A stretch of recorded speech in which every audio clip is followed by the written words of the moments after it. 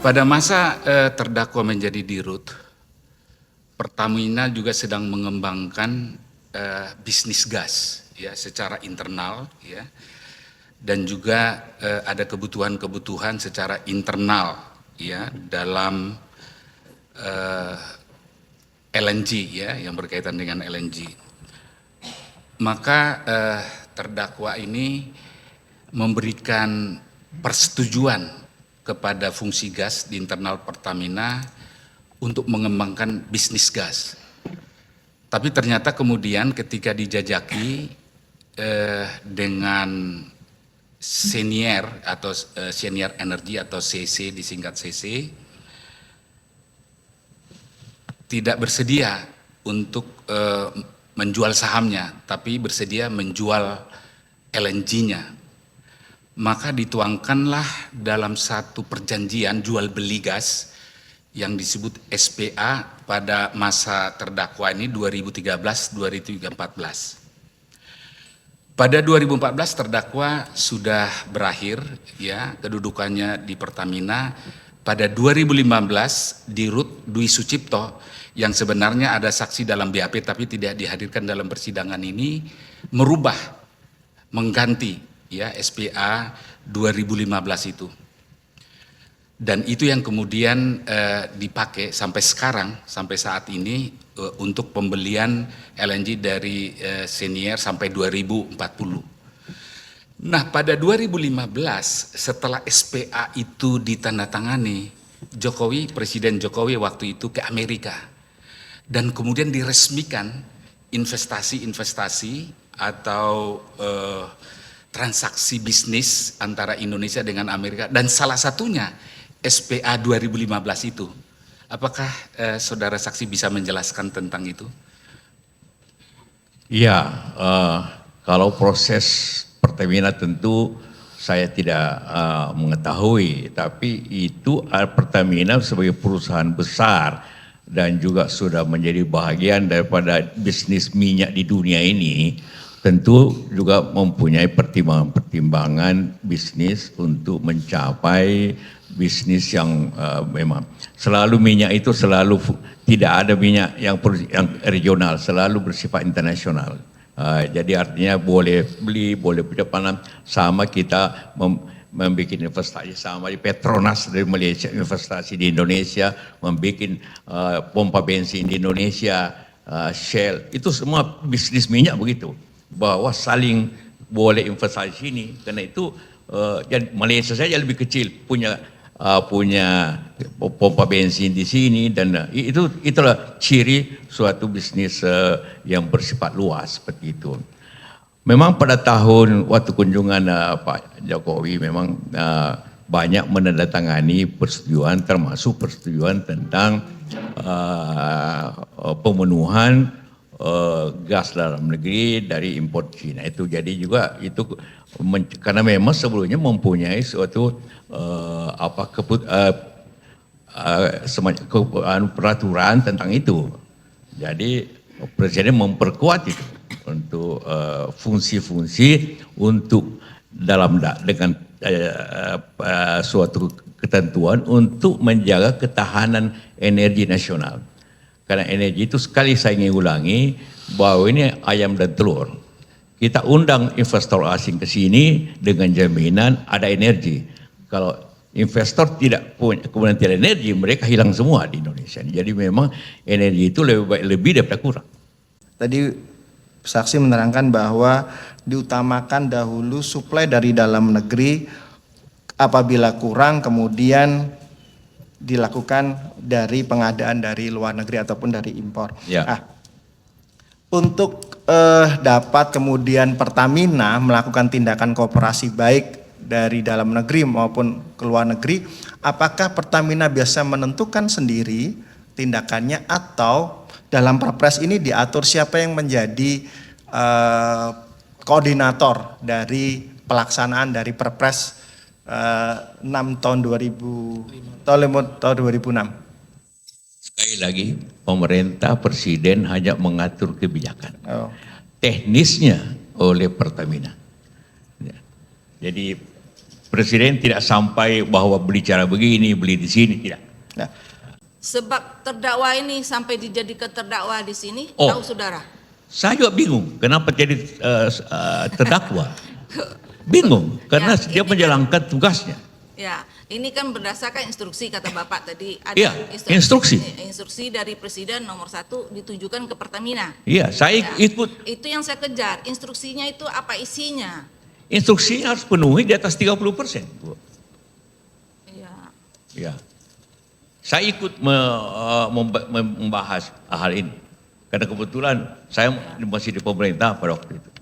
jadi Bapak tidak tahu apakah Pertamina itu merugi atau untung, nggak tahu? Tidak, tidak. Nggak tahu. Nggak tahu ya. Tapi begini saya boleh tambahkan. Kalau suatu kebijakan bisnis, langkah bisnis, rugi, cuma dua kemungkinannya, dia untung dan rugi. Kalau semua perusahaan rugi harus dihukum, maka seluruh BUMN karya harus dihukum. Ya, ini bahayanya. Kalau suatu perusahaan rugi harus dihukum, maka semua perusahaan negara harus dihukum. Jangan, Dan itu tolong akan ya, menghancurkan penonton tidak sistem. ada tepuk tangan di sini ya. Karena di sini bukan menonton ya. Kita mendengar fakta di sini ya. Tolong jangan bertepuk tangan dalam persidangan. Ya, kalau memang benar keterangan saksi ini dipahami aja masing-masing. Ya, jangan, mohon kami ya. Tidak perlu bertepuk tangan.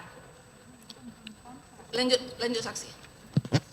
Lanjut. Ya, tadi saya katakan Bu, bahwa ini adalah suatu kebijakan. Ia juga dipengaruhi oleh masalah dari luar. Masalah COVID contohnya.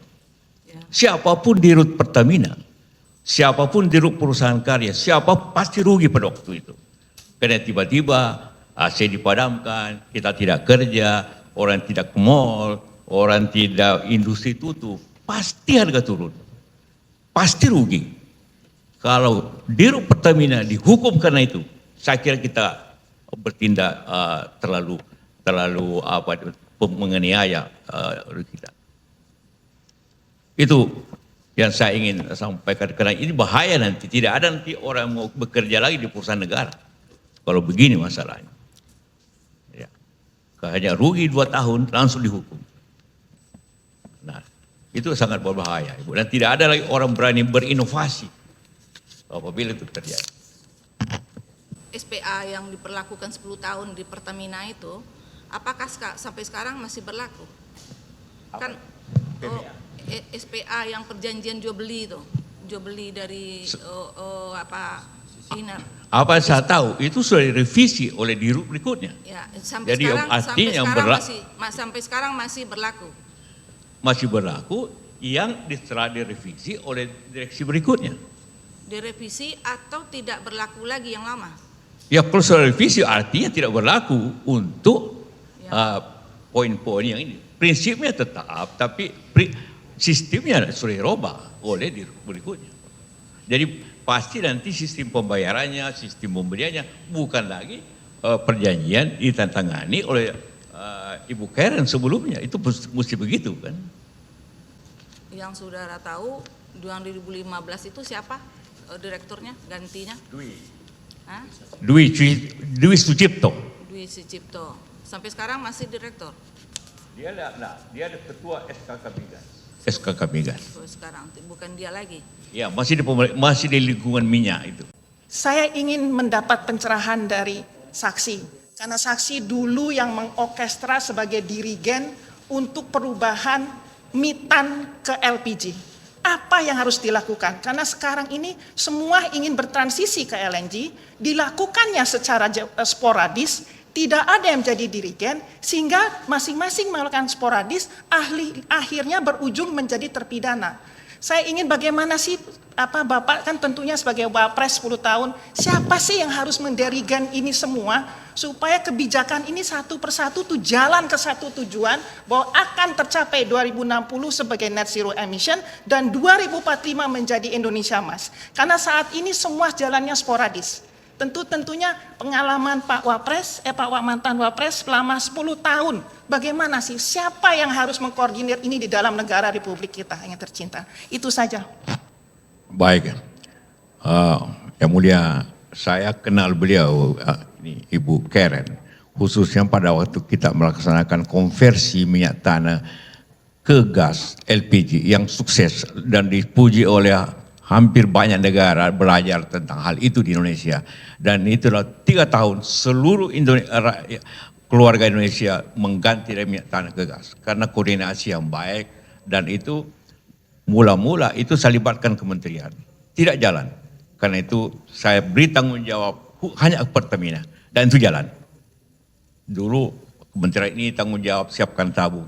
Setelah itu lambat sekali minta Pertamina, dan antara lain timnya ialah Ibu Karen ini. Jadi ngerti bagaimana suatu proyek berjalan kalau kita ada tujuan, ada cara manajemen yang baik, dan ada kesepakatan bersama, dan kita tanggung risiko bersama.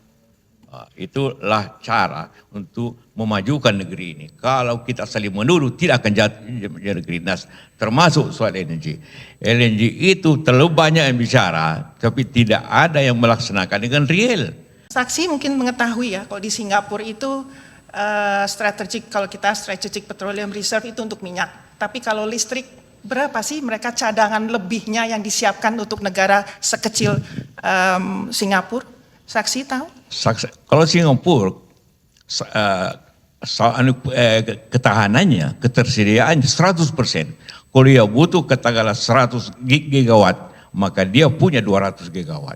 Kita hanya maksimum 30%. Jadi apabila ada goncangan, itu langsung masalah di Indonesia ini.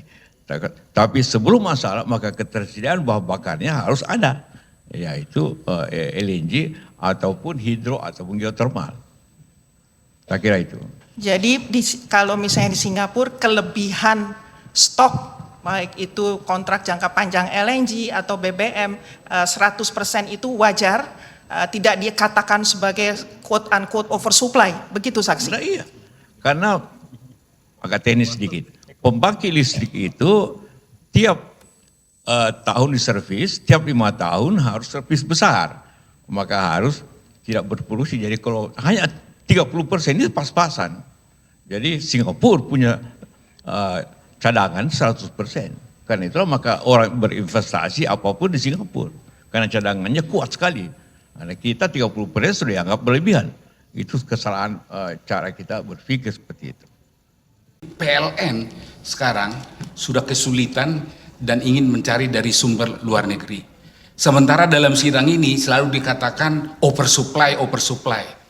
Pada tahun 2013-14 itu sudah diproyeksikan ketika terdakwa jadi dirut, jadi futuristik dengan perjanjian jangka panjang LNG yang walaupun sudah diakhiri oleh Dwi Sucipto pada 2015 dan kemudian penjualan 2020-2021 oleh Dirut Nike Widiawati yang tidak dibawa dalam sidang ini untuk ditanyakan, padahal ada dalam BAP tentang SPA tadi yang katakan berubah, padahal sudah berubah, tapi orang yang berubah itu nggak dibawa dalam sidang ini. Nah, yang ingin saya tanyakan, apakah memang diperkirakan ketiga Kepres itu yang sudah dialami oleh PLN sekarang ini, dia kekurangan gas sekarang ini, tidak oversupply? Begini.